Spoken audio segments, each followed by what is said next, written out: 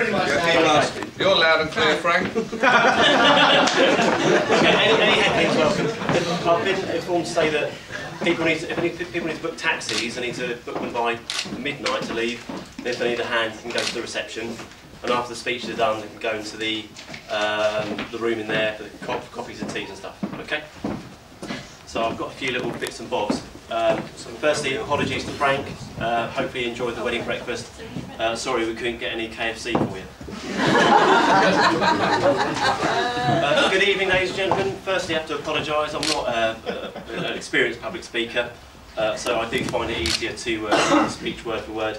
In fact, I've practiced it every day for about 2 weeks now, so I know it really well. It was a tip I read in a book about public speaking. I've also been drinking profusely since about 11 o'clock this morning. I made that tip up myself. I've got to say, firstly, in the run-up today, Del and Rich had a bit of an issue with arranging the seating plan, so as best man, I sort of put myself forward to help arrange people. So what we did do is we used the wedding present list, so the people that bought the biggest items near the front and then worked back from there. So you know who you are, thank you. Thanks a lot for the oven glove. And before I start, Richie's asked me to refrain from speaking about any past girlfriends during the speech. Sadly, that cut the speech short by a good 23 seconds.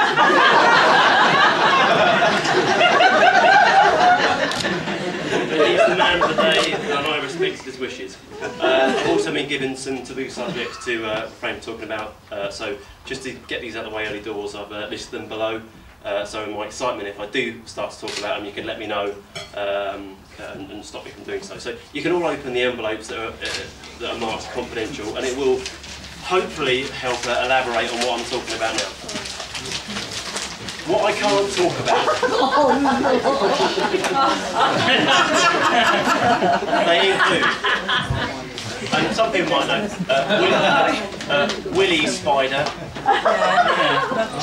alcohol-induced incidents involving Rich, any run-ins with the police, a stag do, being taken to the hairdressers aged 3, and asking for his hair to be cut like Leonard Parkin,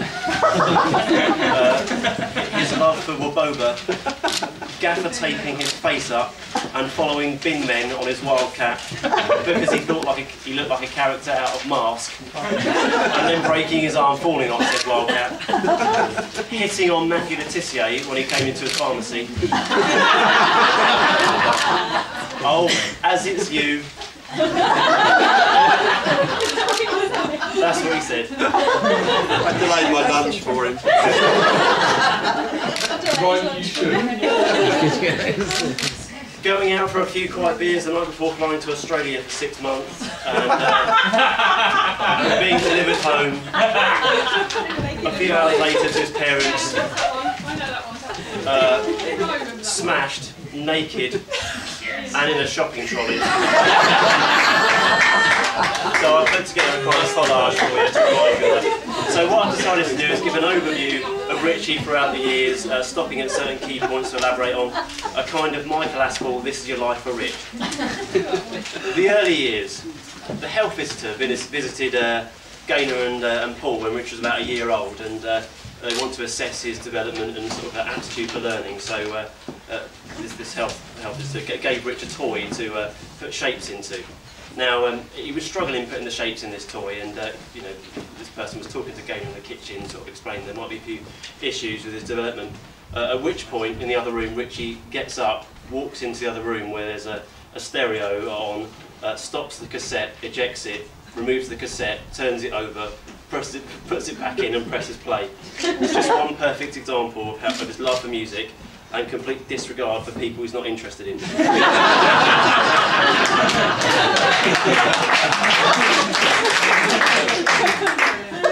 His school years. Since Richie started at Fairlands Nursery, he's always hung around with the naughty children, being excluded. And he's usually the instigator in these sort of issues, but has a bit of a habit of disappearing at the right time. Yes, true. So when he was at Meon Cross and his best friend Sharif was expelled for breaking a window, the teachers knew that Rich may well be involved in it. It wasn't until they were actually clearing out Sharif's desk they found a note in Richie's handwriting pinned to the back of his desk, basically saying "sod off, Sharif." That wasn't what it said. Okay. It said, But I did say you couldn't swear. Excuse me for my French language. The teachers took this as a positive and came to the conclusion he was either bored or too intelligent, so they actually put him up a year. And when he went to Peter Simmons College the following the first year, from the 1,000 people in the college, they expelled 4 of them. 3 of them were Richie's best mates. Actually, I'm looking around the room, I can't see anyone from Peter Simmons. Alex. I was going to say, other than you, Alex, they're all in prison.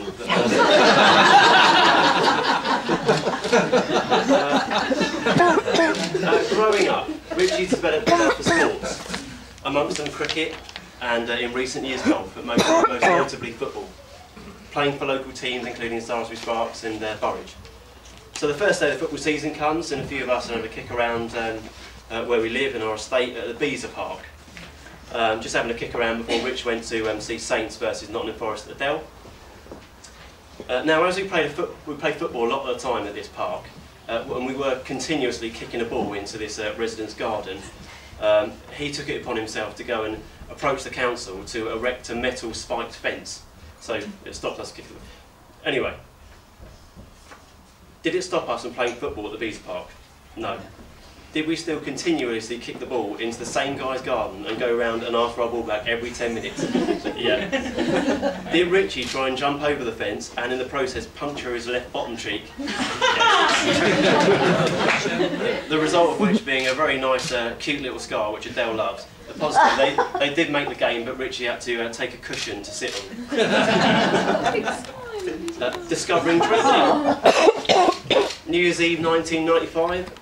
Richie gets hideously drunk and is subsequently sick over the home computer. The good news is he was put in the recovery position by a neighbour who thought he might choke on his own vomit during his sleep. Paul and Gaynor are less than sympathetic. And girls. Now I know this story about an ex-girlfriend, but I have to tell it. Richie invited his girlfriend over to watch The Last Samurai. Now, featuring Tom Cruise. Bloody good film, I'm sure you'll agree, ladies and gentlemen, but of course not the ideal thing to do when you're planning on dumping your girlfriend. Now, we'd already put it off once because she booked the ticket to see Travis, supported by Keane, and he didn't want to miss that. So.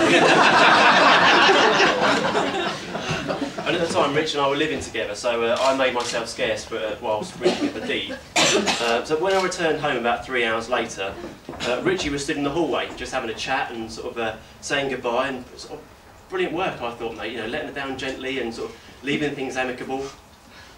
But when I quizzed Rich on this later on, he went on to explain that the DVD had been skipping halfway through and they couldn't finish watching the film. Now, what did this have anything to do with the fact he was supposed to dump her, I asked. Oh, Rich. He'd been enjoying the film so much that instead of actually dumping her, he'd asked her to go back to the video shop the following evening to re-rent The Last Samurai so they could watch it in full the following evening, and then he would dump her. Now it makes sense. What a sensitive chap. Now, it's also customary for me to say a few nice things about Rich, but I don't feel I need to write things down on a bit of paper to be half-assed, attempt to be eloquent, I guess. I can honestly say he's my best mate, and he's probably the kindest, most thoughtful chap I know. And now you've married Adele, you've sort of become some sort of overly considerate Power Ranger. I know you both work in pharmacy, but I don't know if it's happened to anyone else, but definitely in my household, if anyone is ill, you can be sure that Richie or Adele or both of them be around the same day, sort of armed with creams and ointments and Lemsips and tablets and just stuff to make you feel better. But seriously, it's lovely to see you both tie the knot. And I know, obviously, you getting married means that you're now referred to as husband and wife, and it means that you four are now a family, but I think that everyone that knows you guys, you were a family far before Richie put a ring on your finger. And on that note, I'd like to say how lovely Chloe and Holly look today and how much of a brilliant job you've done today, and your credit to your mum as well. The only person you've been outdone by is Adele, who I'm sure everyone agreed looks absolutely gorgeous. Yeah.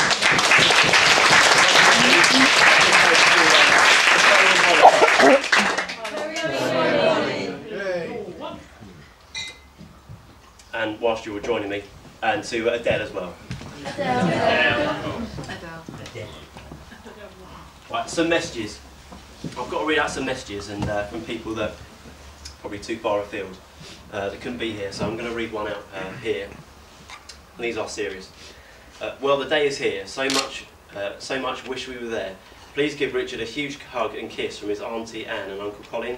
Make sure Adele knows she has an extended family in Australia that will always welcome her with open arms. Love you all. Have the most beautiful day, Anne. I've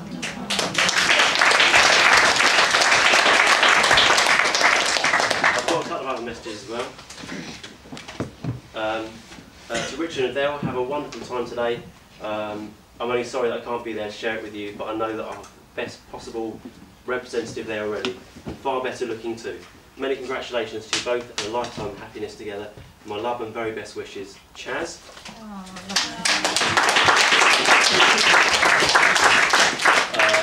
Dear Rich and Adele, sorry we can't be there to share your special day. We wish you a lifetime of supreme health, wealth and happiness. Lots of love and kisses, Robert, Joe and the kids.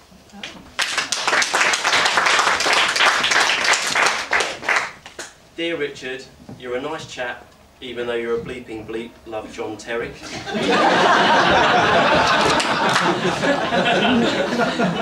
Mr. Harris, many congratulations on your special day.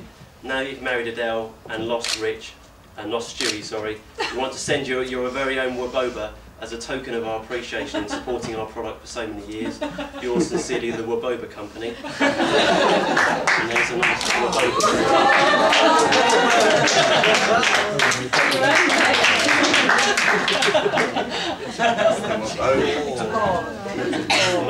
Ball that bounces, for those who don't know, it's a ball that bounces on water. You throw it. Yeah. That was a Waboba. That is a Waboba. We're going to have a go in the swimming pool. Anyone who wants to join me later? A few more of these? I can't promise I'll get changed. Don't do it, I've done it before. Okay, on to some words of advice about marriage. And I'm married, so hopefully I can help out. Rich, nurture your marriage like your beloved football. Be fully committed, plan to score midweek and every Saturday. And change ends at half time.